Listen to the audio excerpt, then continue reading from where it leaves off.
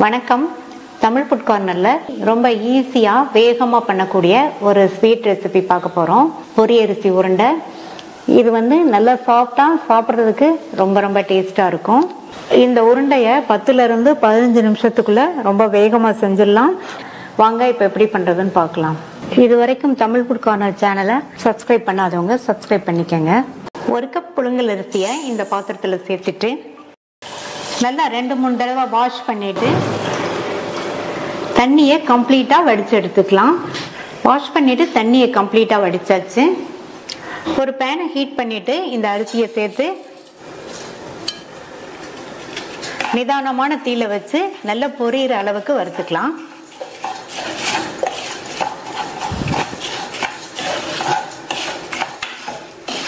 அரிசியை வாஷ் பண்ணிவிட்டு உடனே நம்ம பேனை ஹீட் பண்ணி வறுத்துட்டோம்னா அரிசியில் உள்ள ஈரத்தன்மை எல்லாம் போய் நல்லா பொரிஞ்சு வந்துடும். அரிசி பொரிய ஆரம்பிச்சிருச்சு. ஸ்டார்டிங்ல இருந்தே பக்கத்துலேயே இருந்து இந்த மாதிரி வறுத்துட்டே இருந்தால்தான் ஒன்று போல கருகிராம அரிசி வறுபடும். எல்லா அரிசியுமே வறுபட்டு நல்லா பொரிஞ்சிருச்சு. இதை வேற ஒரு பிளேட்டில் கொட்டி நல்லா ஆற விட்டுருங்க.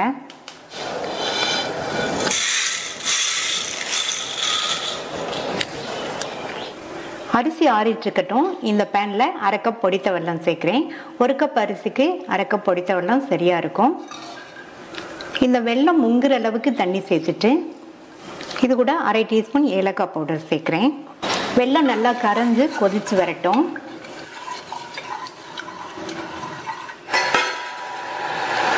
வெல்லம் நல்லா கரைஞ்சி கொதிச்சிட்ருக்கு. இதை வடிகட்டி ஆற விட்டுறலாம்.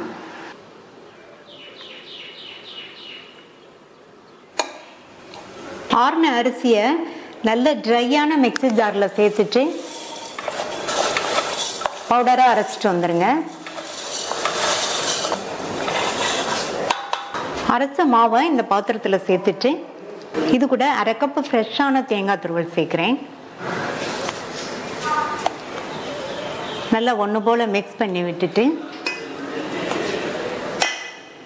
நம்ம வடிகட்டி வச்ச வெள்ளைக்கரைசல் நல்லா ஆறிடுச்சு.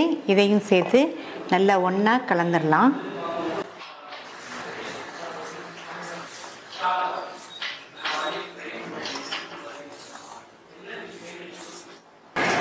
எல்லாத்தையும் நல்லா ஒன்றா மிக்ஸ் பண்ணியாச்சு. அடுத்து இதில் நெய் சேர்த்துக்கலாம். 1.5லிருந்து 2 டேபிள் ஸ்பூன் நெய் சேர்த்துக்கோங்க.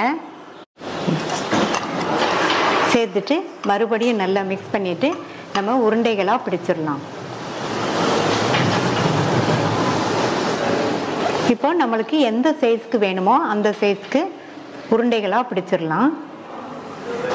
ரொம்ப ஈஸியாக பண்ணக்கூடிய இந்த பொரி அரிசி உருண்டை டேஸ்ட் ரொம்ப சூப்பராக இருக்கும். தேங்காய் துருவல் சேர்த்துருக்கிறதுனால இந்த அரிசி உருண்டை பார்த்திங்கன்னா ரொம்ப சாஃப்டாக இருக்கும். டேஸ்டான சாஃப்டான பொரி அரிசி உருண்டை ரெடி ஆயிடுச்சு.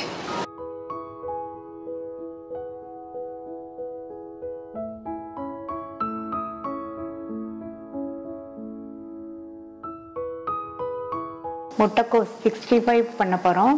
இது நல்லா மொறுன்னு சாப்பிட்றதுக்கு ரொம்ப டேஸ்டாக இருக்கும். முட்டைக்கோஸை வச்சு கூட்டு பொரியல் பண்ணுறதுக்கு இந்த மாதிரி ஒரு தடவை ட்ரை பண்ணலாம். இந்த மிக்சிங் பவுலில் 1/4 கிலோ முட்டைக்கோஸை இந்த மாதிரி மெல்லிசான பீசஸாக கட் பண்ணி வச்சுருக்கேன். இப்போ இதில் 1/2 கப் கடலை மாவு, 1/4 கப் சோள மாவு, கார்ன்ஃப்ளவர்னு சொல்லுவாங்க இல்லையா அது, 1 டேபிள் ஸ்பூன் அரிசி மாவு. ஃபஸ்ட்டு இந்த 3ஐயும் சேர்த்துட்டு நல்லா மிக்ஸ் பண்ணி விட்டுறலாம். நல்லா இந்த மாதிரி அழுத்தி மிக்ஸ் பண்ணிக்கோங்க. அப்போ தான் முட்டைக்கோஸில் உள்ள தண்ணியெல்லாம் வெளியில் நல்லா இந்த மாவோடு மிக்ஸ் ஆகும். இந்த மாதிரி மிக்ஸ் பண்ணிவிட்டு இது கூட 1/4 டீஸ்பூன் மஞ்சள் தூள், 1 டேபிள் ஸ்பூன் தனி மிளகாத்தூள், 1 டீஸ்பூன் கொத்தமல்லி தூள், 2 டீஸ்பூன் இஞ்சி பூண்டு விழுது சேர்க்குறேன். கூடவே 1/4 டீஸ்பூன் கரம் மசாலா தூள் சேர்க்குறேன். நீங்கள் தேவைப்பட்டால் கூட கொஞ்சம் சேர்த்துக்கங்க. இதுக்கு தேவையான அளவு உப்பு. அடுத்து 1 பிஞ்ச் கலர் சேர்க்கிறேன், ஃபுட் கலர். இது ஆப்ஷனல் தான், விருப்பப்பட்டா சேர்த்துக்கங்க, இல்லைன்னா இதை ஸ்கிப் பண்ணிடலாம். தண்ணி சேர்க்காம எல்லாத்தையும் நல்லா ஒன்றா மிக்ஸ் பண்ணிக்கலாம். இந்த மாதிரி அழுத்தி அழுத்தி ஒரு 5 நிமிஷத்துக்கு பிசைஞ்சுக்கோங்க. கொஞ்சம் கூட தண்ணி சேர்க்காம மிக்ஸ் பண்ணிக்கலாம். மிக்ஸ் பண்ணும்போது இந்த மாதிரி அழுத்தி அழுத்தி மிக்ஸ் பண்ணிங்கன்னா முட்டைக்கோஸில் உள்ள தண்ணி எல்லாம் வெளியில் வரும். அப்புறமா தேவைப்பட்டால் நம்ம தண்ணி தெளிச்சுக்கலாம். கொஞ்சம் கூட தண்ணியே சேர்க்காம அழுத்தி அழுத்தி பிசைஞ்சு இந்த பக்குவத்துக்கு வந்திருக்கு. தண்ணி கொஞ்சம் கூட சேர்க்கலை. இதை விட தளர்வாக இருந்ததுன்னா உங்களுக்கு எண்ணெயில் போட்டு பொரிச்சு எடுக்கும்போது 65 கிறிஸ்பியாக இருக்காது. இப்போ இதை ஊற விடக்கூடாது, உடனே எண்ணெயில் போட்டு எடுத்துடணும். இப்போ எண்ணெய் விட்டு சூடாயிடுச்சு. நம்ம ரெடி பண்ணி வச்சதை கொஞ்சம் கொஞ்சமாக எடுத்து இந்த மாதிரி எண்ணெயில் சேர்த்துடலாம்.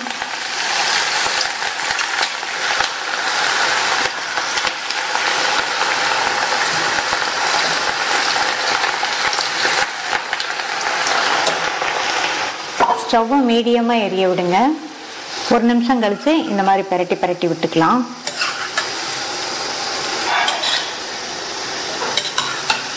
கிறிஸ்பி ஆகிற வரைக்கும் இந்த மாதிரி பரட்டி பரட்டி விடுங்க.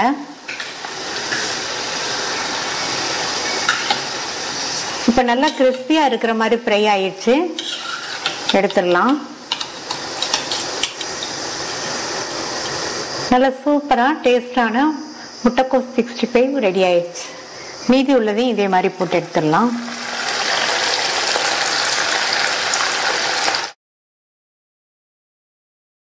எல்லாத்தையும் ஃப்ரை பண்ணியாச்சு. கடைசியாக ஸ்டவ் ஆஃப் பண்ணிவிட்டு அதே எண்ணெயிலேயே கொஞ்சமாக கருவேப்பிலை இலைகளை ஃப்ரை பண்ணி சேர்த்துக்கலாம்.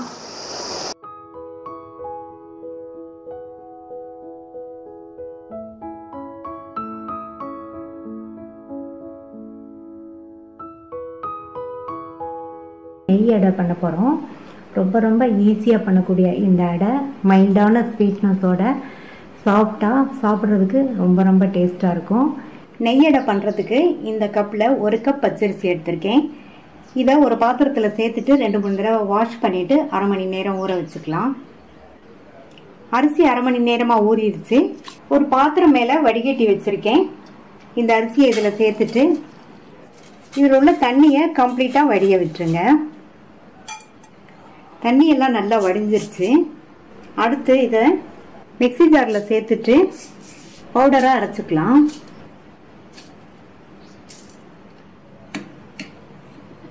அரைச்சாச்சு. இதை அடுத்து நம்ம சலிக்கணும்.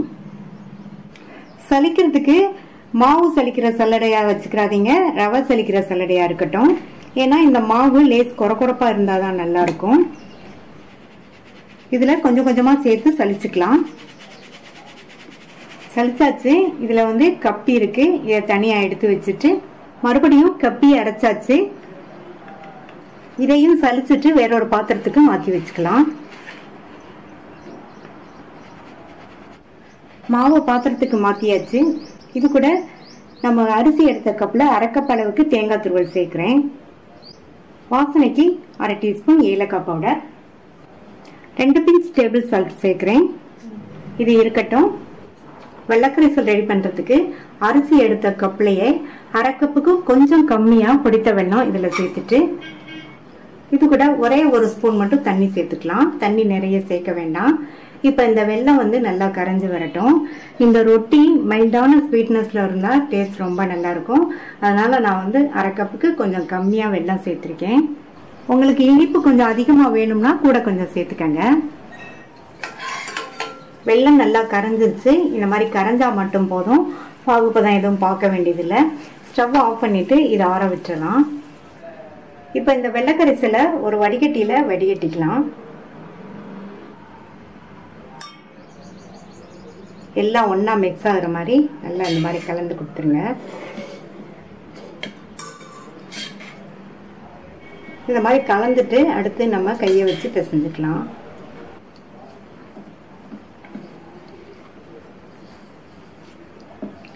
மாவுலையும் ஈரப்பதம் இருக்கும், தேங்காய் துருவல்லையும் ஈரப்பதம் இருக்கும். அதனால வந்து வெள்ளைக்கரைசல் ரெடி பண்ணும்போது அளவா தண்ணி சேர்த்து நம்ம வெள்ளைக்கரைசல் ரெடி பண்ணணும்.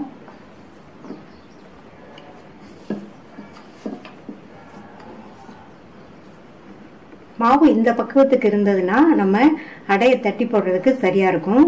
ஒருவேளை மாவு இந்த பக்குவத்துக்கு இல்லாம கெட்டியா இருந்ததுன்னா கொஞ்சமா மட்டும் தண்ணி தெளிச்சு நீங்க பிசைஞ்சுக்கங்க. மாவு ரெடி ஆயிடுச்சு. நம்ம அடையை தட்டிடலாம்.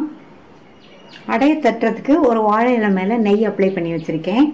நம்ம ரெடி பண்ண மாவுல இருந்து இந்த அளவு மாவு எடுத்திருக்கேன். இதை வாழை இலை மேல வச்சுட்டு கையில லைட்டா நெய்யை தொட்டுட்டு ரவுண்டா தட்டிக்கங்க. ரொம்ப மெல்லிசா இல்லாம ஓரளவு திக்கா இருக்கிற மாதிரி தட்டிக்கணும். இந்த அளவு திக்னஸ்க்கு இருக்கிற மாதிரி தட்டிக்கங்க. அடுத்து இன்னொரு இலையில நெய் அப்ளை பண்ணி வச்சிருக்கேன். மாவு எடுத்து லைட்டா நெய்யை தொட்டுட்டு ரவுண்டா தட்டிக்கலாம். இந்த மாதிரி தட்டி தட்டி வச்சிட்டோம்னா நமக்கு போடுறதுக்கு ஈஸியா இருக்கும். அவ்வளவுதான், போட்டு எடுத்துடலாம். தோசைக்கல் போட்டு சூடாயிடுச்சு. நம்ம தட்டி வச்ச அடைய இலையோடய இதுல சேர்த்துட்டு மெதுவா எடுத்துருங்க. ஸ்டவ்வை மீடியம் ஃப்ளேம்ல வச்சுக்கோங்க. சுத்தி கொஞ்சம் நெய் விட்டுக்கலாம், மேலேயும் கொஞ்சம் நெய் விட்டுக்கலாம். அந்த சைடு வெந்து வரட்டும். அந்த சைடு வெந்துருச்சு. திருப்பி போட்டுட்டு இந்த சைடும் வெந்ததுக்கு அப்புறமா எடுத்துடலாம். அடைய சும்மா சும்மா திருப்பி போடாதீங்க. ரெண்டு சைடும் வெந்துருச்சு, எடுத்துடலாம். சும்மா சும்மா திருப்பி போட்டோம்னா ஹார்ட் ஆயிரும். அதனால ஒரு தடவை திருப்பி போட்டுட்டு மறுபடியும் திருப்பி போட்டு எடுத்துருங்க. ரொம்ப ரொம்ப சுவையான நெய் அடை ரெடி ஆயிடுச்சு. ட்ரை பண்ணி பார்த்துட்டு உங்க கமெண்ட்ஸ் சொல்லுங்க. தேங்க்யூ.